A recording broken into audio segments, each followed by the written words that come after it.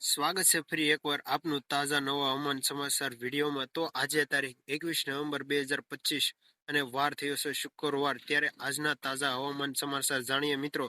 તો ગુજરાત રાજ્ય ઉપર હજુ મોન્થા નામના વાવાઝોડું હજુ કળ નથી વળી ત્યાં આગામી 25 તારીખ આજુબાજુ બંગાળની ખાડીમાં વધુ એક વાવાઝોડું છે તે ઊભું થયું છે। તેની તીવ્ર પ્રબળ સંભાવના દેખાઈ રહી છે। આ સિસ્ટમની અસર ભાગરૂપે મહારાષ્ટ્ર, કોકણ અને ગોવામાં વરસાદની આગાહી કરવામાં આવેલી છે। જોકે હવામાન ખાતામાં જાણકારો કહેવા મુજબ દક્ષિણ ગુજરાતમાં પણ માવઠું થવાની શક્યતા છે। ત્યારે આગામી 48 કલાક પછી છે તે સિસ્ટમમાં વધુ પ્રભાવશાળી બનશે।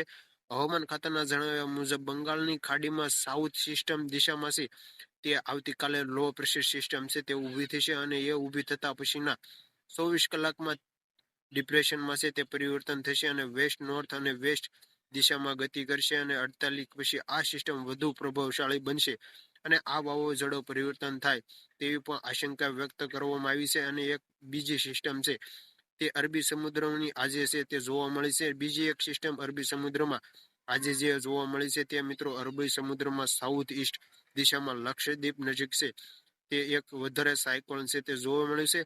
ત્યારે મિત્રો વધારે તમને જણાવી દઉં કે થોડા સમય પહેલા જ્યારે મોન્થા નામનું વાવાઝોડું ઉદ્ભવ્યું ત્યારે પણ આ પ્રકારની સિસ્ટમ અરબી સમુદ્રમાં અને બંગાળની ખાડીમાં છે તે જોવા મળી હતી અને આવતીકાલથી 7 દિવસ છે તે માટે ઠંડીના પ્રમાણમાં સામાન્ય વધારો થશે અને સમુદ્રના વાતાવરણમાં થયેલા ફેરફારના કારણે અને પવનની દિશા બદલાતા ઠંડીના પ્રમાણમાં સતત ઘટાડો થઈ રહ્યો છે।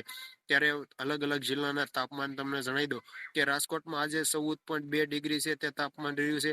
પોરબંદર 14.2, વેળાવદર 18.9 છે તે તાપમાન રહેલું છે। ભાવનગરમાં 16.8, ભુજમાં 15.6, નલિયામાં 12.2, 14.2, દ્વારકામાં અલગ અલગ છે તે કંડલામાં 16.7 છે તે તાપમાન આજનું રહેલું અને સુરતમાં લાસ્ટ 18.8 ડિગ્રી લઘુત્તમ તાપમાન નોંધાયું છે। રાજકોટ, નલિયા, વેળાવદર અને દમણમાં ગઈકાલે મહત્તમ તાપમાન પારો 32 ડિગ્રીને પાર થઈ ગયો હતો। ત્યારે હવામાન ખાતાના જણાવ્યા મુજબ આવતીકાલથી 6 દિવસ માટે ઠંડીના પ્રમાણમાં સામાન્ય વધારો થશે અને લઘુત્તમ તાપમાન 2 થી 3 ડિગ્રીથી જેટલું છે તે હજુ વધશે। હવામાન વિભાગની આગાહી મુજબ બંગાળની ખાડીમાં એક લો પ્રેશર છે તે એરિયા સર્જાયો છે જે ડિપ્રેશનમાં ફેરવાઈ શકે છે। તેના કારણે વાવાઝોડું પણ આવી શકે છે।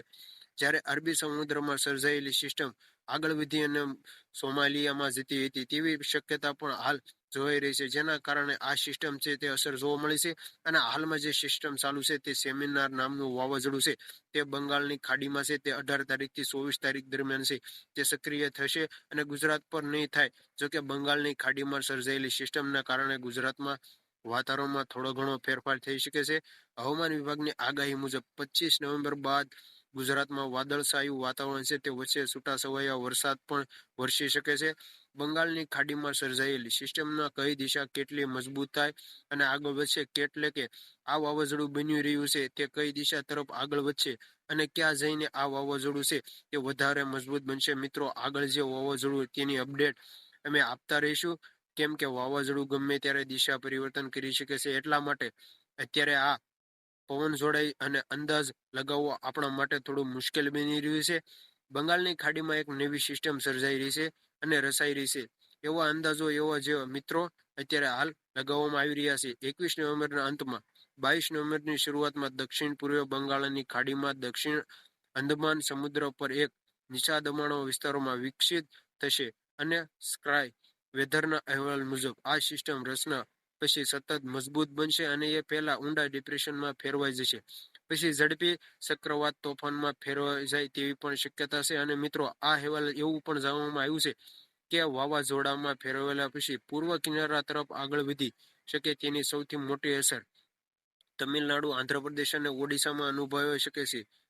વાત કરીએ તો હવામાન અંગેની આગાહી તમને જણાવું કે લઘુત્તમ તાપમાન આગામી 3 દિવસ દરમિયાન છે તે ધીમે 2 થી 3 ડિગ્રી સેલ્સિયસમાં વધારો થઈ શકે છે। ત્યારબાદ આ પ્રદેશમાં કોઈ મોટો ફેરફાર થવાની શક્યતા નથી। આજે અમદાવાદ અને તેની આસપાસના વિસ્તારોમાં મુખ્ય વરસાદ સ્વસ્થ આકાશ રહેવાની સંભાવના છે। આજે લઘુત્તમ તાપમાન 15 સેલ્સિયસ રહેવાની શક્યતા છે। સ્ટાઇમેટ વધારે મતે જો વાવાઝોડું રચાય તો 27 થી 29 નવેમ્બર વચ્ચે છે તે જમીન પર ટકરાઈ શકે છે। હવામાનના શાસ્ત્રી કહે છે કે વાવાઝોડા વિશે ચોક્કસ માહિતી ત્યારે જ મળશે જ્યારે સિસ્ટમ 24 નવેમ્બરની આસપાસ ડિપ્રેશન અને ડ્રીપ ડિપ્રેશન સ્તરે પહોંચે. જો તે રસાય ત્યારે તો તે આ સિઝનમાં બંગાળની ખાડીમાં બીજું ચક્રવાત છે તે તોફાન હશે. આઈઆઈએમડી અનુસાર 22 નવેમ્બરના રોજ દક્ષિણ પૂર્વ બંગાળની ખાડી પર એક નિશા દક્ષિણ વિસ્તારમાં બનવાની સંભાવના છે, જે 24 નવેમ્બર સુધીમાં ડિપ્રેશન તીવ્ર બનવાની ધારણા કે ત્યારે બંગાળમાં પણ ગુજરાતમાં વાતાવરણમાં પલટો આવે તેવી શક્યતા છે. અને ચક્રવાત મોન્થાએ તબાહી મચાવી હતી, પણ તે પહેલા મિત્રો તીવ્ર ચક્રવાત તોફાન મોન્થા લેન્ડફોલ થયું અને સ્કાયમેટ વધારે અહેવાલ મુજબ અંદમાન અને સમુદ્ર ઉત્તર બંગાળની ખાડીમાં બનતા તોફાન ઘણીવાર ઓડિશા અને પશ્ચિમ બંગાળ તરફ છે તે આગળ વધે છે. તે જુઓ કે હાલમાં જે સિસ્ટમ બની રહી છે તે વિષુવવૃત્તથી ખૂબ જ નજીક છે, જેના કારણે તે તમિલનાડુ આંધ્રપ્રદેશ તરફ વળી તેવી હાલમાં શક્યતા છવાઈ રહી છે. મિત્રો વાત કરીએ તો હવે ચક્રવાત સેનિયર જે ભય કે જે અત્યારે આપણને લાગી રહ્યું છે જે સેમિનાર નામનું વાવાઝોડું છે, તો મિત્રો સાયલેન્ટ વધારે છે તે મતે કોઈ વાવાઝોડું વિકસે છે તો તેનું નામ સેનિયર રાખવામાં આવશે. આ નામ સંયુક્ત અરબી સમુદ્ર કે જે તેના એટલે કે અરબી સમુદ્ર દ્વારા આપવામાં આવ્યું છે. મિત્રો અત્યારે જે તમને ડિપ્રેશન આ વાવાઝોડું હું તમને શો કરી રહ્યું છે તે